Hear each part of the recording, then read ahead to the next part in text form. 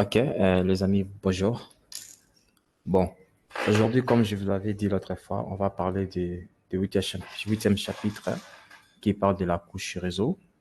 Alors ici, dans ce chapitre, nous verrons les caractéristiques de la couche réseau. Nous allons parler des paquets IPv4. Nous allons parler aussi des paquets IPv6.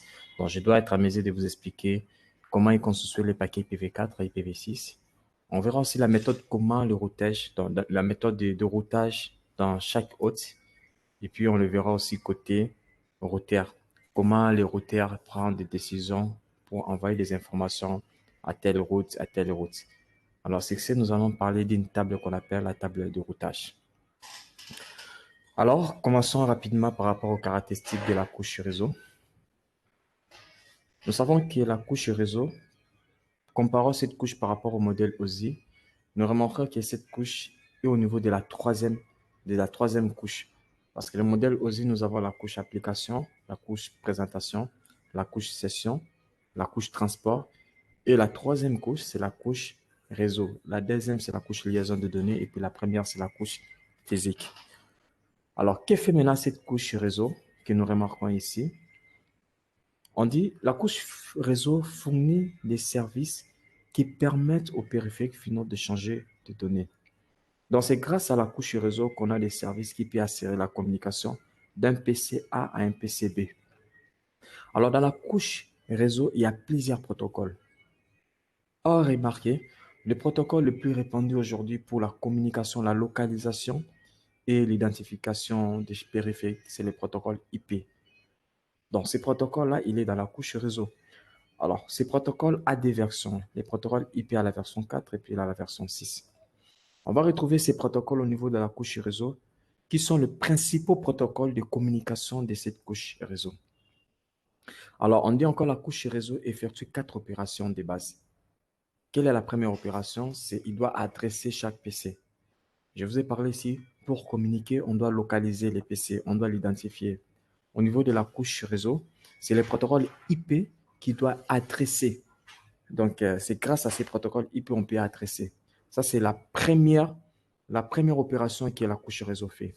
Et puis, la deuxième, c'est l'encapsulation. L'encapsulation, nous connaissons déjà parce que la couche réseau prend des informations qui viennent à partir de la couche transport, qui sont des segments. Lorsqu'ils arrivent à la couche réseau va prendre cette information et le met dans une enveloppe qu'on va appeler les paquets. Donc, il va encapsuler. Alors, dans cette enveloppe-là, on verra les notations des, des, des, des, des, des- des caractéristiques de la couche réseau qui est l'entête. On verra ça en détail ici. Et puis, nous voyons aussi les routages. Le routage, c'est la communication d'un réseau A à un autre réseau. Donc, souvent, c'est le routeur qui le fait. Quand vous voyez le routage, vous voyez directement le routeur. Dans la prise de décision pour la communication de différents réseaux, les réseaux distants, les réseaux, tout ça. Et puis la quatrième chose, la quatrième opération, on va parler de la désencapsulation. La désencapsulation, c'est l'opération inverse de l'encapsulation. Lorsque nous envoyons une donnée, nous allons encapsuler au niveau de la couche. C'est l'opération encapsulation. Alors, lorsque nous recevons, on va désencapsuler. Donc, c'est comme si on vous donnait un message. Or, on vous donne un message dans une enveloppe. Qu'est-ce que vous allez faire? Vous allez faire sortir le contenu, la lettre de l'enveloppe. Donc, vous allez déchirer l'enveloppe pour prendre le contenu. Voilà là les quatre opérations de base d'abord, parce qu'il y a plusieurs, mais ça dépend maintenant par rapport au protocole, parce qu'il y en a vraiment de ce côté beaucoup de choses. Alors, de base, nous parlons des quatre opérations que je viens de vous citer ici. Dans l'encapsulation IP, qu'est-ce que nous retrouvons? On dit le protocole IP encapsule les segments des couches transport. C'est ce que je viens de vous dire. Donc, nous recevons, si vous regardez, ça, c'est les segments dont nous avons des segments, l'entête des segments et la donnée qui vient du protocole supérieur, ce qui donne les segments. Alors, lorsque la couche réseau reçoit ces segments ici, il va ajouter son entête IP. Alors, les IP utilisent des paquets. Il y a deux versions. Il y a la version 4 et puis la version 6. On dit que cela ne va pas affecter les segments de la couche 4. Sorry. Donc, peu importe que nous utilisons la version 4 ou bien la version 6, cela ne va pas affecter les segments de la couche transport. Les paquets IP sont examinés par tous les périphériques de couche 3 lorsqu'ils traversent les réseaux. Donc, Nous savons que lorsqu'un PC envoie une information, les informations vont traverser les périphériques intermédiaires. Alors, parmi ces périphériques intermédiaires, nous avons des périphériques, il y a les commutateurs et puis il y a des routeurs aussi. Le commutateur, on sait, il réfléchit jusqu'à la couche 2. D'après le commutateur, il réfléchit à la couche 3. Tous les périphériques qui réfléchissent à la couche 3, donc quand je parle de la couche 3, je parle de la couche réseau, ils seront à mesure d'examiner. Parce que lorsque nous passons vers un périphérique de la couche 3, donc cela veut dire que c'est pour quitter ces réseaux pour aller vers un autre réseau.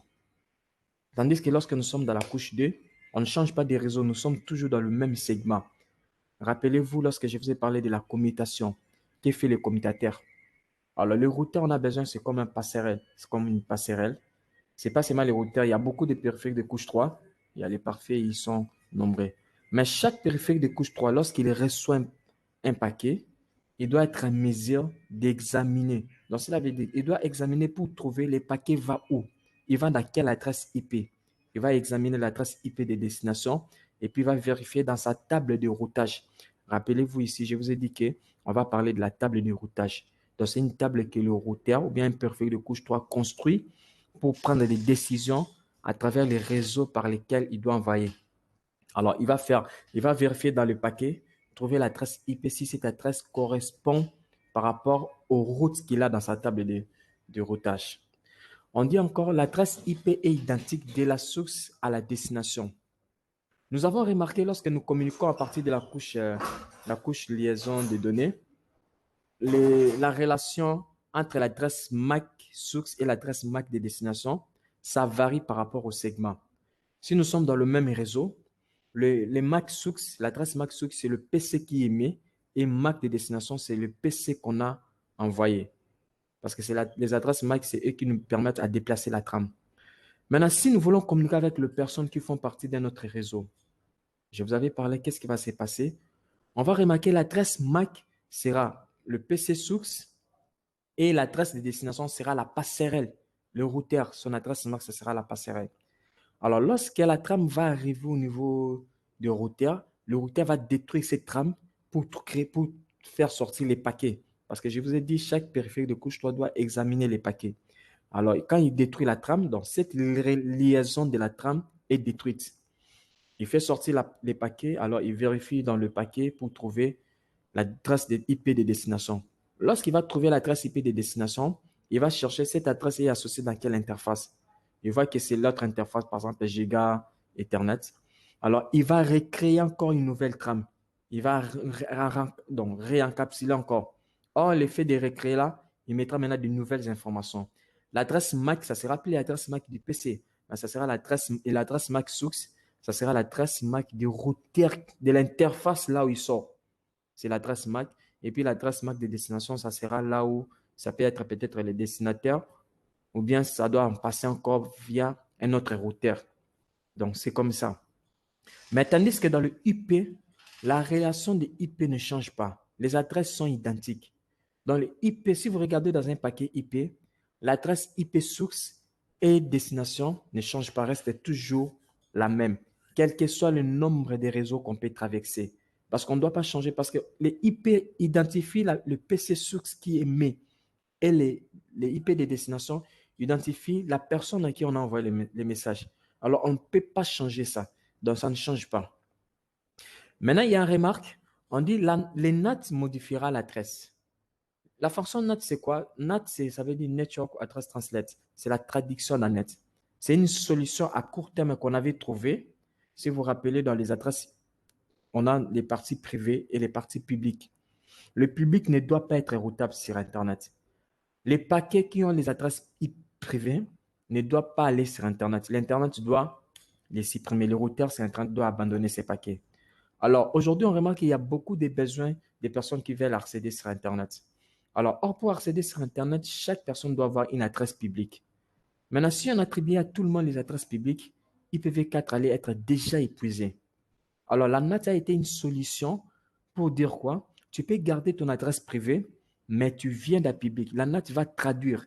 Alors, dans la fonction NAT, nous allons remarquer, la NAT peut traduire une adresse privée ou bien plusieurs adresses, 10, 100, au-delà des adresses que vous voulez. La NAT IP traduit plusieurs adresses. Donc, imaginez-vous 50 personnes qui ont des adresses privées. Ils sortent pour aller sur Internet avec une seule adresse publique. On voit un peu comment la NAT a intervenu, donc a résolu les problèmes d'épuisement d'IPv4, d'épuiser IPv4, pardon. Alors, que fait la NAT? La NAT va traduire. C'est ici, dans ce sens-ci que on parle que la NAT peut traduire. Donc, vous avez une adresse privée, votre adresse va changer, ça devient une adresse publique. Mais dans la communication de réseau, les adresses IP source et destination ne changent pas. On va parler aussi de la NAT pour IPv4. Quand on va parler de IPv6, on verra que IPv6 n'aura même pas besoin d'utiliser la NAT. Alors, passons maintenant. Euh, Quelles sont les caractéristiques du protocole IP? On dit le IP pour vous dire, le IP c'est un protocole qui n'est pas fiable. Le IP c'est un protocole qui est sans connexion. Il n'est pas orienté. On dit le IP est conçu pour avoir des faibles frais généraux et peut être écrit comme, donc il n'est pas sans connexion. On connaît déjà sans connexion. Il enchemine au mieux, donc il fait de son mieux un effort. Il est indépendant vis-à-vis au support de transmission. Le support de transmission. Regardez, sans connexion comment? Le IP n'établit pas de connexion avec la destination avant d'envoyer les paquets. Il ne va même pas synchroniser le IP. C'est comme si quelqu'un qui venait chez vous sans même vous appeler. Vous voyez le comportement des IDP dans la couche transport? C'est pareil avec les IP. Donc, quelqu'un qui vient chez vous sans même vous signaler, il arrive déjà. Donc, il ne vous a même pas appelé. C'est comme ça que fonctionnent les IP. Les IP ne vous garantissent pas une accusé de réception. Ils ne vous donnent pas ça. Ils ne te garantissent pas que les paquets vont arriver. Non, non, non. L'IP n'a pas ça. La destination recevra les paquets à son arrivée, mais aucune pré-notification n'est envoyée par IP. Donc, on vous envoie quelque chose. Au lieu de signaler que vous avez reçu la chose, les IP ne garantissent pas ça. Donc, il est vraiment comme les IDP dans la famille TCP. Et dans la famille, dans le transport, pardon. IP, il est comme IDP. Parce que dans la couche transport, nous avons des familles. Nous avons la famille IDP et puis nous avons la famille TCP. Alors, nous connaissons IDP, c'est sans connexion.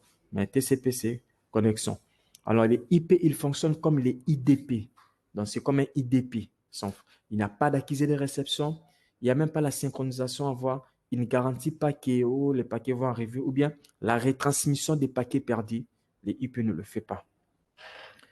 Alors, enchaînement au mieux, on dit quoi? Les IP et l'enchaînement au mieux, il fait de son mieux. IP ne garantit pas de livraison des paquets, je vous ai parlé ici. IP a réduit les frais généraux car il n'existe aucun mécanisme qui permet de renvoyer des données qui ne sont pas récies. Regardez ce comment. Les IP ne consomment pas la bande passante. Pourquoi? Je donne un exemple. Vous voulez envoyer une personne quelque part. Vous l'envoyez la personne. Et ça peut arriver à un certain moment où la personne est attaquée. Il n'y a aucun mécanisme qui vous signale que le monsieur est arrivé, il n'est pas arrivé. On ne sait pas. Maintenant, si par exemple j'envoie une personne, après lui, je mets maintenant une deuxième personne, je mets par exemple la garde, la sécurité. Je dis par exemple, vous, la garde, vous allez accompagner la personne. Si la personne arrive, vous allez retourner pour me signaler. Alors, à ce moment-là, j'aurai la certitude, quand je vais envoyer la personne, si par exemple les gardes ne reviennent pas, c'est qu'il y a eu un problème. Parce que les gardes doivent revenir pour me signaler que la personne est arrivée. Si les gardes ne viennent pas, dans ce moment-là, je dirais que peut-être le messie n'est pas arrivé. Alors moi, je vais nous montrer seulement, regardons par rapport aux ressources que nous avons utilisées. Lorsque j'ai envoyé une personne, j'ai mobilisé les transports pour une seule personne. Mais lorsque j'ai ajouté encore la garde, donc cela veut dire que je dois utiliser encore des ressources pour mobiliser la garde. Parce que ce sont des processus, ce sont des mécanismes qu'on doit ajouter encore. Or, cette garde-là, ils vont consommer la bande passante, qui est le chemin qu'ils vont utiliser. Donc, vous comprenez. Donc, c'est pareil aussi. Les IP, comme ils n'utilisent pas la garde, il n'y a pas de mécanisme qui vont signaler que le paquet est arrivé. Il ne va pas consommer la bande passante. Parce qu'il n'y a rien, il n'y a pas de garde. Si vous envoyez une personne, il part seul avec son véhicule, il utilise une bande. Mais si vous voyez, par exemple, une personne avec sa garde, vous allez remarquer, la garde peut prendre même trois bandes. Regardons comment le président de la République, il marche. Donc, vous voyez, il ne marche pas seul, il marche avec sa garde. Donc, or, le fait de marcher avec sa garde, c'est tout un budget, c'est toute une bande passante qui consomme dans les chemins. Donc, c'est comme ça. Mais comme l'équipe, il n'a pas de mécanisme renvoyer les données, signaler les accusés des réceptions. Donc, ils ne consomment pas la bande passante. On dit les IP ne s'attendent pas à des accusés de réception, je vous le redis toujours. Les IP ne savent pas si l'autre périphérique est opérationnel ou s'il n'a pas reçu les paquets. Les IP ne savent pas. Vous partez chez quelqu'un, vous ne l'avez même pas appelé. Est-ce que vous saurez que les messieurs là où il n'est pas là? C'est comme ça que fonctionnent les IP. Donc, le IP, il vient chez vous, il ne sait même pas si vous êtes là, si vous n'êtes pas là. Les supports de transmission, le bien ici maintenant, c'est qu'il est indépendant. Les IP n'est pas obligé seulement de fonctionner avec support. Il peut fonctionner avec n'importe quel support de transmission. Je vous avais dit, nous avons 3 types de supports de transmission. Il y a le cuivre, la fibre optique et puis les sans fil. Les IP peuvent fonctionner là-dedans. Le cuivre, la fibre optique ou bien le sans fil. On s'en fout. Il ne peut pas gérer ou réparer les paquets non livrés. Là, je vous ai parlé. Ça, c'est par rapport à la fiabilité. Donc, le tout ici, c'est par rapport à la fiabilité. IP ne concerne pas le type de trame requis dans la couche liaison de données ou le type de ressources dans la couche physique. IP peut être envoyé sur n'importe quel support de transmission. Donc, c'est comme ça que fonctionne les IP. OK, c'est bon. Je disais, on dit IP, il est indépendant par rapport au support de transmission. Bon, il peut utiliser les supports. Il peut utiliser les supports en cuivre, il peut utiliser les supports en fibre optique ou les sans fil. Il n'oblige pas. Donc, c'est un côté bon que nous avons trouvé. IP ne concerne pas les types de trames requis dans la couche liaison de données ou les types de supports dans la couche physique. Il s'en fout de ça.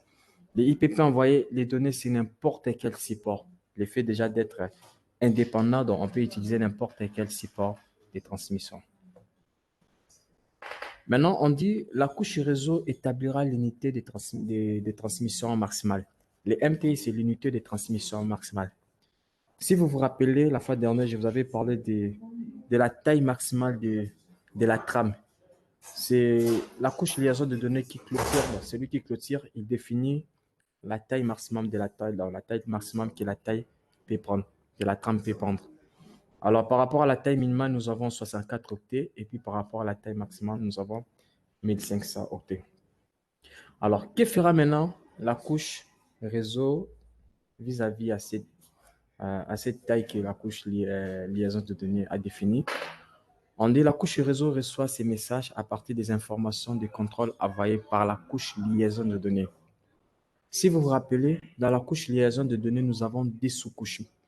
Il y a la première couche qui est la sous-couche supérieure. C'est la couche LLC. Sorry les amis. C'est la couche LLC. Que fait la couche LLC? On dit la couche LLC, c'est grâce à cette couche qu'il y a la négociation entre les protocoles des couches supérieures et l'accès par rapport au support de transmission. Donc, c'est grâce à cette collaboration que la couche liaison de données saura quoi faire pour utiliser afin d'éviter de concevoir un paquet qui sera au-delà par rapport aux tailles données. Les réseaux établis ensuite maintenant quoi? Grâce à cette communication, cette négociation, les réseaux vont établir la taille maximale. Les réseaux vont établir la taille maximale MTI. La fragmentation et lorsque la couche 3 divise les paquets IPv4 en petites unités. Mais remarquons que la couche réseau fait aussi ce qu'on appelle la fragmentation. Donc, cela veut dire qu'il peut prendre le paquet qu'il a conçu, il peut l'utiliser, il peut diviser ça par la segmentation. Mais ici, on parle maintenant de la fragmentation. Pourquoi? Parce que c'est le même paquet. Ce n'est pas un paquet, on a divisé, on a ajouté encore des informations. Non, c'est le même paquet, mais qui peuvent emprunter plusieurs chemins. À ce moment-là, nous parlons de la fragmentation. En ce moment, nous parlons de la fragmentation. Alors, on dit quoi? La fragmentation provoque la lentesse. Oui, la lentesse parce qu'il y a plusieurs informations qui circulent. La même information qui a été divisée en plus petites informations, ça va créer aussi la lentesse. Mais heureusement, avec IPv6, nous n'utilisons pas la fragmentation. IPv6 ne fragmente pas les paquets. Exemple, le routeur, si par exemple il quitte l'Ethernet à une connexion WAN qui est un peu lent.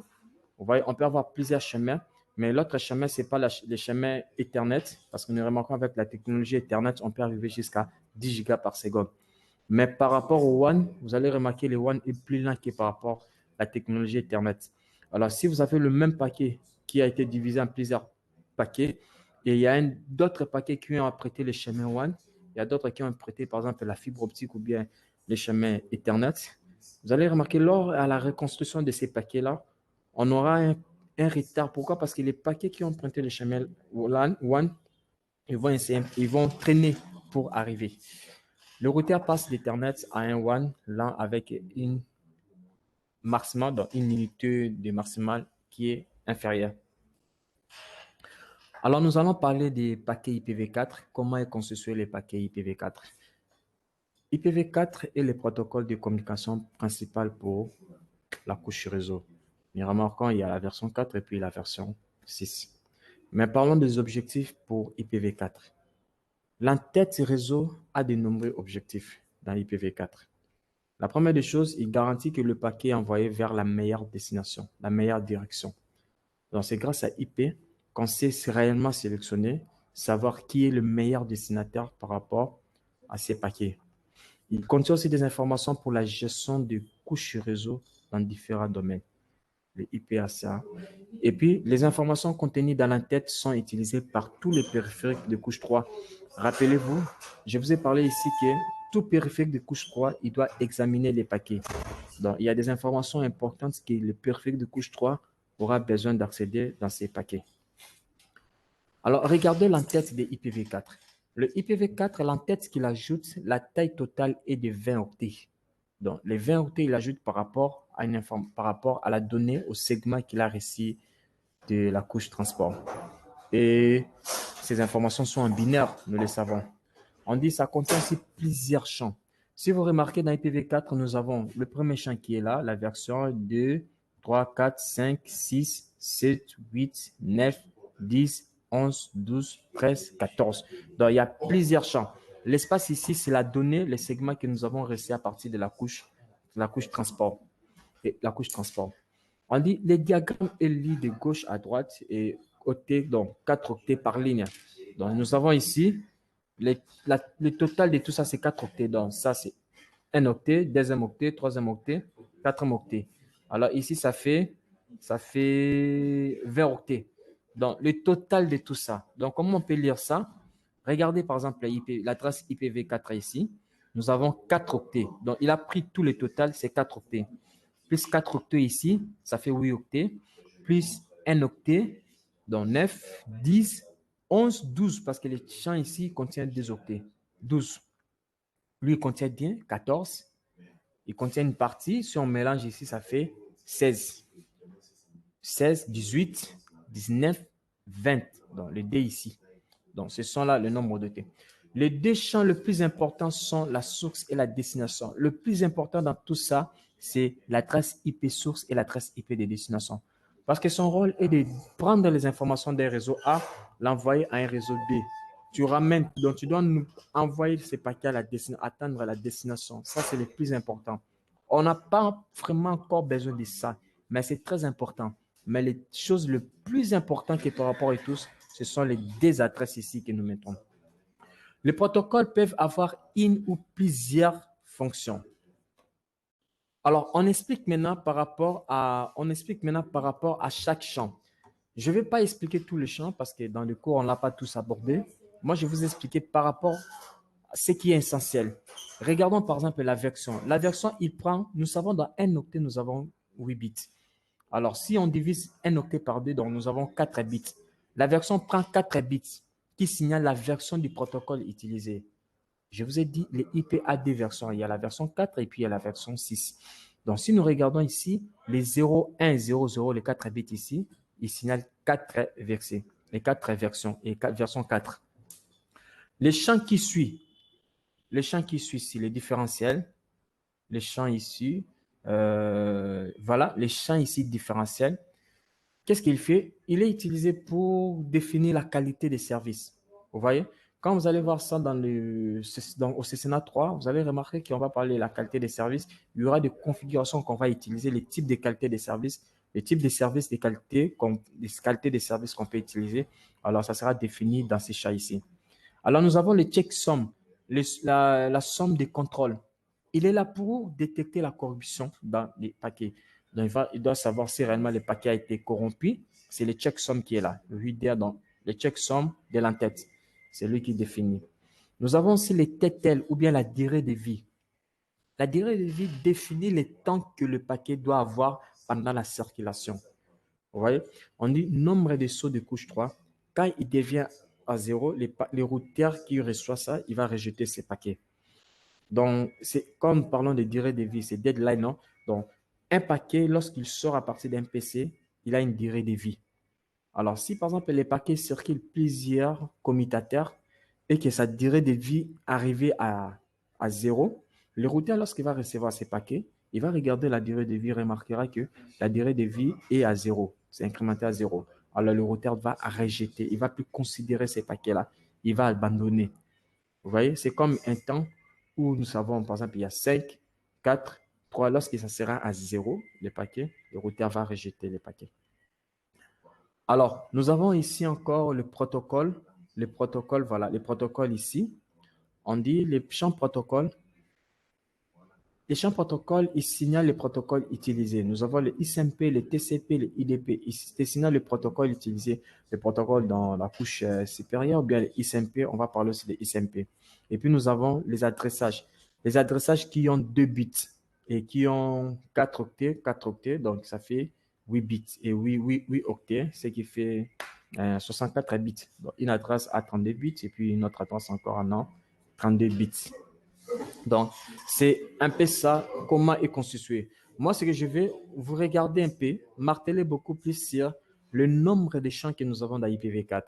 La taille, c'est de 20 octets, donc 20 bytes, mais le nombre de champs, nous avons 14 champs ici. Alors, on va comparer ça par rapport à IPv6 et puis on verra l'importance, la différence. Il y a une vidéo qui va vous expliquer comment utiliser le workshop.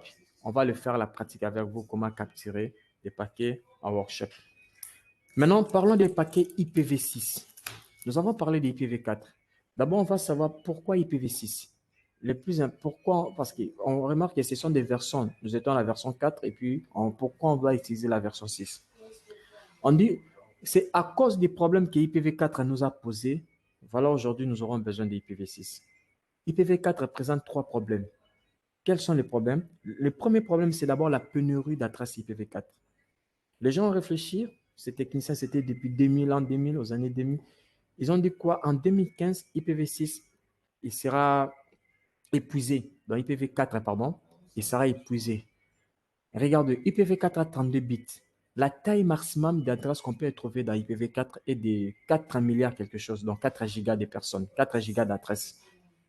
Alors, avec les besoins aujourd'hui que nous avons sur Internet, parce qu'aujourd'hui, tout le monde veut être connecté sur Internet. Il y a des maisons, il y a des téléphones, il y a des montres, tout le monde veut. Il y a tellement besoin de demandes d'adresse sur Internet. Alors, IPv4 n'allait pas assurer toutes ces demandes-là, parce que IPv4 ne donne que 4 gigas d'adresse. Alors, qu'est-ce qui s'est passé? Parce que nous sommes trouvés à court d'adresse dans IPv6. Ça, c'est le premier problème. Et puis, le deuxième problème, c'est quoi? C'est la manque de connectivité de bout en bout. Regardez, je vous ai parlé, nous avons la partie privée, puis nous avons la partie publique. Or, un paquet qui vient d'un privé, pour aller dans le public, il doit être traduit, dont l'adresse doit changer. Alors, c'était une solution de la NAT qui nous permet, cette solution a essayé un peu d'atténuer les problèmes d'épuiser rapidement IPv4. Mais c'était une solution qui nous a ramené encore un problème de connectivité. Parce qu'on dit quoi? Pour que IPv4 survienne aussi longtemps, l'adresse privée et NAT ont été créées, nous le savons. Mais cela a mis fin aux communications directes avec l'adressage public. Donc, imaginez-vous, vous êtes dans une collaboration en ligne, vous passez quelque part, l'adresse a été traduite. Ça créait des problèmes. Ça créait vraiment des problèmes. Ça nous posait beaucoup plus de pertes de communication directe, de communication de bout en bout. Ça nous posait un problème, la NAT. C'est le deuxième problème, la connectivité de bout en bout. Et le troisième problème, c'est quoi? L'augmentation de la complexité du réseau. Et en tout cas, IPv4, je vous dis, les routeurs qui traitaient IPv4, ils réfléchissaient beaucoup. Parce qu'ils réfléchissaient beaucoup. On va voir cette réflexion et dire quoi. On dit la NAT a été conçue comme une solution temporaire et la NAT a créé encore des problèmes comme un effet secondaire de la manipulation des entêtes du réseau adressant. NAT provoque des problèmes de latence et de dépannage parce que l'adresse doit être traduite. Alors, imaginez-vous une adresse publique qui garde derrière elle, qui a traduit derrière elle 50 ou 100 adresses. On voit à un certain moment où on arrive à se perdre. On ne sait plus c'était quoi ton message, c'était quoi ton besoin, c'était quoi ton protocole, ton numéro de port. Tout ça, ça crée des problèmes. Alors, les paquets IPv4, tellement il contient beaucoup de champs, 14 champs, ils réfléchissaient pour chaque paquet et ça prenait tellement de temps. Maintenant, présentation d'IPv6. IPv6 a été développé par les institutions des organismes internationaux. IPv6 dépasse les limites d'IPv4. IPv6 a 128 bits. Imaginez-vous, donc les 128 bits, ça nous donne dans les indécisions. Donc vous prenez 340 multiplié par 10 exposants, 36. Imaginez-vous, donc nous avons un décision, donc un décision, je ne sais pas, c'est plusieurs zéros derrière 340. Il y a même un livre d'IPv6 que je vous conseille de télécharger aussi. Ils ont même dit, ils ont inventé, donc ce sont des commentaires. Vous prenez les habitants de la planète, vous prenez les animaux, les oiseaux dans les cieux, vous partez dans la mer, vous prenez tous les poissons, tout le monde, personne ne saura contenir IPv4. Personne ne saura contenir IPv4. Donc c'est comme ça avec... sorry. Je disais, personne ne pourra contenir IPv6 plutôt, pas IPv4. Donc, remarquez-vous, là où nous sommes. Donc, IPv6 est venu d'abord résoudre le problème qui posait IPv4 concernant la pénurie d'adresses. On dit IPv6, c'est plus efficace que ces paquets, c'est plus efficace. Pourquoi? Parce qu'on a simplifié l'entête. Et puis, l'entête comporte moins de champs. IPv4 en avait tellement 14, c'était beaucoup à réfléchir, mais IPv6, on a diminué. Et ce qui est encore très cool, on n'a pas la NAT d'IPv6. IPv6 n'a pas besoin de NAT. Pourquoi? Parce qu'il y a beaucoup d'adresses. Donc, si tu es privé, tu restes privé. Si tu as besoin d'avoir une adresse publique, tu viens prendre une adresse. Il n'y a pas un mécanisme qui doit traduire ton adresse. IPv6 n'a pas besoin de ça. On dit, grâce au grand nombre d'adressages, il n'est plus nécessaire d'utiliser une adresse, donc, un adressage privé interne et d'être mappé à une adresse publique partagée. Non, non, non, non. IPv6 n'a pas besoin de ça. Alors, je veux que vous observez l'entête d'IPv6. IPv6 a 40 octets. Donc, son entête pèse 40 octets, 40 bytes. Mais ce n'est pas ça le plus important que nous regardons. On dit plusieurs champs IPv4 ont été supprimés. Vous allez remarquer ici, il y a combien? Il y a 1, 2, 3, 4, 5, 6, 7, 8. Il n'y en a que 8 à la place de 14. Vous voyez? Donc, si vous mettez dans 6 champs ont été supprimés, je peux même vous donner un exemple. Je vous donne, prenons par exemple, je vous donne 10 000 francs, je ne sais pas, 10 000 quoi. 10, ou bien, bon, je vous donne même un exemple de 100 dollars. On vous demande de compter 100 dollars avec des billets de 10 dollars, 10 dollars, ou bien de compter 50 dollars avec des billets de 1 dollar, 1 dollar, 1 dollar. Qu'est-ce qui va prendre beaucoup plus de temps? Les 100 dollars, ça va prendre moins de temps parce que nous avons des billets de 10 dollars, 10 fois on compte directement, ça passe. Mais le 1 dollar pour arriver même à 50, ça va nous prendre du temps. Vous comprenez? Donc, il ne s'agit pas de la taille qui influence, mais le nombre de champs parce que le routeur doit traiter champ par champ, champ par champ. Alors, si vous avez beaucoup de champs, on va prendre beaucoup plus de temps. Voilà pourquoi on avait beaucoup de lenteur avec IPv4. Mais IPv6 est venu résoudre tout ça. On dit certains champs IPv4 ont été supprimés pour améliorer les performances. Donc, c'est un peu comme ça. Certains champs ont été modifiés pour améliorer les performances. Nous avons les indicateurs, les décalages des fragments, la somme des contrôles d'entête, tout ça, ils ont été améliorés. Alors, on va expliquer par rapport au champ d'IPv6. Regardez, on garde toujours le champ version parce que la version doit signaler le type de version du protocole IP que vous utilisez. Il y a la version D, c'est en hexadécimal. Son écriture en hexadécimal, mais on peut le convertir en binaire qui nous donne 4 bits avec 0, 1, 1, 0. Donc, ça signale, c'est la version 6. Nous avons la classe des trafics. La classe des trafics, c'est presque pareil avec le différentiel d'IPv. Ok, les amis, je suis en pleine salle de formation, donc c'est normal.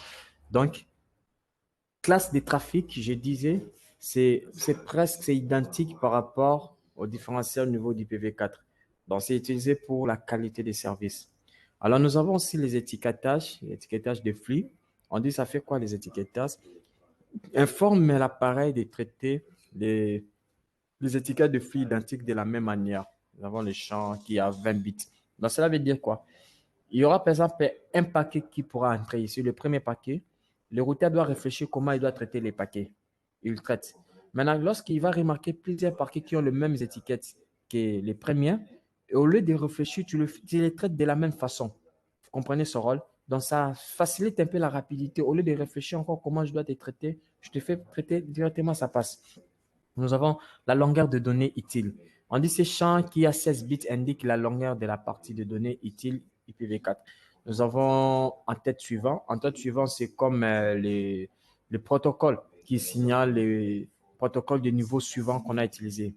Alors, nous avons la limite du nombre de tronçons. IPv6 n'utilise pas le TTL, mais utilise le nombre de sauts, le nombre de tronçons. Vous voyez, c'est les TTL, c'est les time to life, dans les deadlines, dans la durée de vie d'un paquet. Alors ici, on utilise le nombre de sauts. Si ton paquet passe par exemple par 4 sauts, 4 sauts, c'est un périphérique, c'est un nœud, un périphérique de couche 3. Si par exemple ton paquet doit passer seulement 5 routeurs ou bien 5 sauts, donc arriver au cinquième saut, ça dirait déjà expiré. Donc c'est comme ça. Et puis en bas, c'est que vous allez remarquer en bas ici, c'est l'adresse IPv6 qui a 128 bits. Donc nous avons l'adresse source et puis l'adresse de destination. On dit que le paquet IPv6 peut également contenir des entêtes d'extension. Il peut aussi avoir des entêtes d'extension. Une entête qui ne fait pas partie d'IPv6 en elle-même, mais une extension qu'on ajoute. Alors, caractéristiques des entêtes d'extension, on dit ils fournissent des informations facultatives sur la couche réseau. Ce sont des informations qui sont facultatives, mais nécessaires aussi. Alors, on sait que c'est facultatif, on dit sont placés dans la tête IPv6 et la charge utile. Donc, le fait de les ajouter, ça augmente encore une petite charge qui est vraiment considérable. On dit ils sont utilisés pour la fragmentation, la sécurité, la prise en charge de la mobilité, etc. Vous voyez, IPv6 ne fragmente pas. Hein, ça peut arriver à certains moments, mais ce n'est pas une obligation. Contrairement à IPv4, le routeur ne fragmente pas les paquets IPv6 routés. Dans IPv6, le routeur ne fragmente pas les paquets. Alors, il y aura encore une vidéo qu'on va voir, ou bien on fera ça à la pratique ensemble avec vous, où nous allons capturer les données. Parlons maintenant de ces points méthodes de routage des autres. Quand on parle déjà de routage, on voit la communication vers les routes, non? On voit la décision prise par rapport à cette table de routage. Décision relative aux transmissions des routes. On dit les paquets sont toujours créés à la source. On le sait, on ne peut jamais envoyer une information. Vous regardez, c'est généré par une autre personne et en disant que c'est moi qui ai fait ça. Non, non, c'est toujours la source qui génère les paquets.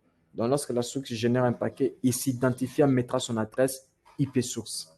Alors, chaque unité hôte crée sa propre table de routage. Tous les périphériques, même le PC, vous allez remarquer, le PC a sa table de routage aussi. Alors, les destinataires, ça peut être, hein, on a trois types de destinataires. Un hôte peut envoyer des paquets aux éléments suivants. Un hôte peut envoyer les paquets à lui-même. Lorsqu'on parle de lui-même, on voit le bouclage. Dans IPv4, l'adresse est 127.00.1. IPv6, c'est 000000001. Donc, représenté par des points ici et 1. Il peut envoyer les informations à lui-même ou puis il peut envoyer l'information à un PC qui est dans le réseau local que lui, dans le même réseau que le PC. On dit quoi? La destination se trouve sur le même réseau. Ou bien il peut envoyer une information à un réseau distant, dans un réseau qui n'est pas dans l'entreprise, qui est peut-être ailleurs, un réseau distant passé par le WAN, passé par plusieurs chemins, dans un interréseau. Donc c'est comme ça qu'on peut, un PC peut collaborer. Alors, décision relative maintenant. Les périphériques sources déterminent si la destination est locale ou distance. Rappelez-vous, je vous avais parlé du protocole RP. J'avais déjà anticipé son explication. Méthode de détermination. La source utilise sa propre adresse IP et son masque de sous-réseau, ainsi que l'adresse de destination. Là, nous savons. IPv6, la source utilise l'adresse du réseau et les préfixes annoncés. On va voir les préfixes, c'est quoi? Par le routeur local.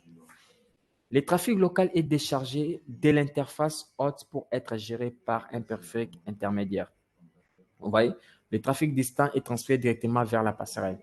Si je vais communiquer avec une personne qui est dans le même réseau que chez moi, le trafic va quitter chez moi, ça passe par un commutateur pour aller au destinataire qui est dans le même réseau.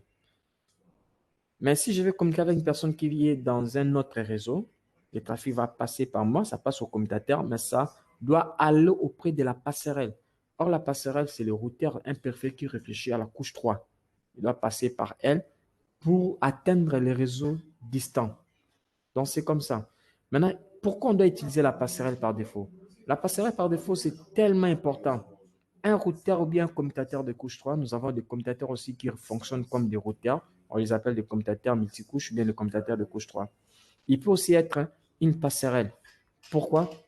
La passerelle caractérise quoi? Il doit avoir une adresse IP dans le même réseau que toi. C'est grâce à la passerelle qu'on peut atteindre des réseaux distants, un autre réseau. Donc, c'est grâce au pont, donc un pont qui est là, que vous pouvez traverser pour aller vers un autre réseau. Voilà, on a besoin de la passerelle. Maintenant, cette passerelle-là doit avoir une adresse dans le même réseau que toi et une adresse dans un autre réseau. Pourquoi? Parce que c'est grâce à son adresse-là, je pourrais déplacer ma trame pour atteindre l'adresse de la passerelle. Localiser ces routeurs-là. Quand je localise, je dis au routeur, non, prends cette adresse, ces paquets, tu l'envoies vers un autre réseau. Il peut accepter les données du réseau local et est capable de transférer les. Là, c'est la fonction de la passerelle. Il peut enchaîner vers d'autres réseaux. Rassurez-vous. Voilà pourquoi vous ne pouvez pas donner la passerelle à n'importe qui. La passerelle, ça doit être un périphérique qui saura vous prendre les informations des réseaux A, l'envoyer au réseau B. Si un périphérique n'a pas de passerelle par défaut, rassurez-vous, votre périphérique ne saura pas communiquer avec d'autres réseaux. Enchaînement vers la passerelle. Bon, ici, je vous explique rapidement. Je vous avais déjà expliqué, mais je le refais. Je réponds si d'abord le PC ici veut communiquer avec le PC. Prenons par exemple le message ping. L'adresse IP source, c'est le PC et IP de destination, c'est ce PC ici. L'adresse MAC source, c'est PC et MAC de destination, c'est ce PC. Pourquoi? Parce que les ARP avaient posé la question pour trouver son adresse MAC des PCD. Il a posé la question qui a l'adresse .15. C'est le PCD qui a répondu et il a remis. Maintenant, si vous voulez communiquer avec un PC qui est dans un autre réseau, on doit passer par la passerelle. On aura besoin de la passerelle. Pourquoi? Parce que si vous avez pingé son adresse, arrivé à la couche liaison de données, les ARP verra que l'adresse que vous avez pingée ne fait pas partie de ton réseau. Il n'est pas dans ton réseau. Donc, cela veut dire que je dois chercher la passerelle, l'adresse MAC de la passerelle. Il va maintenant poser la question en demandant l'adresse MAC. Il vérifiera d'abord si vous avez configuré la passerelle. Si vous avez configuré la passerelle, il prendra l'adresse IP de la passerelle et puis il va demander la question qui a cette adresse IP ici. C'est le routeur qui est passerelle, il va répondre avec son adresse MAC et puis on va lui transférer maintenant la trame et puis il va détruire cette trame-là pour trouver les paquets et puis il saura les renvoyer de l'autre côté là-bas. Alors, dans Windows, nous avons la commande netstab espace-R qui nous permet d'afficher la table de routage. Ça, c'est dans le PC. Alors, présentation maintenant des routages au niveau des routeurs. Le routeur maintenant fait quoi? Le routeur maintenant prend des décisions en fonction de la table de routage. Donc, la table de routage, c'est quoi? C'est une table qui contient tous les réseaux possibles que vous allez configurer et leurs interfaces associées. Voilà cette table ici. Nous sommes dans le routeur R1. Le routeur R1 dit quoi? J'ai le réseau 192.168.10.0/24. Il dit c'est dans quelle interface? C'est dans l'interface giga 000. Il le met ici. Il dit encore j'ai ces réseaux ici. Il le met là. Maintenant, il vient de dire j'ai un autre réseau ici. Il lui met l'autre réseau. Au lieu de mettre son interface, il dit je l'ai appris via. Donc, c'est un réseau que j'ai appris via mon voisin. Donc, ce n'est pas un réseau qui est connecté directement chez moi. Parce que les deux réseaux ici, vous remarquez, c'est directement connecté à ces interfaces. Mais tandis qu'ici, il dit, ce n'est pas connecté directement chez moi, mais pour avoir ces réseaux-là, c'est mon voisin qui me l'a informé. Et puis, il parle encore de la route par défaut, ce qui est l'Internet ici, bon, l'accès pour l'Internet. Il est appris toujours par son voisin RD. Alors, si c'est maintenant, nous allons voir quel type de réseau que nous retrouvons dans la table de routage. Nous allons voir quel réseau nous retrouvons dans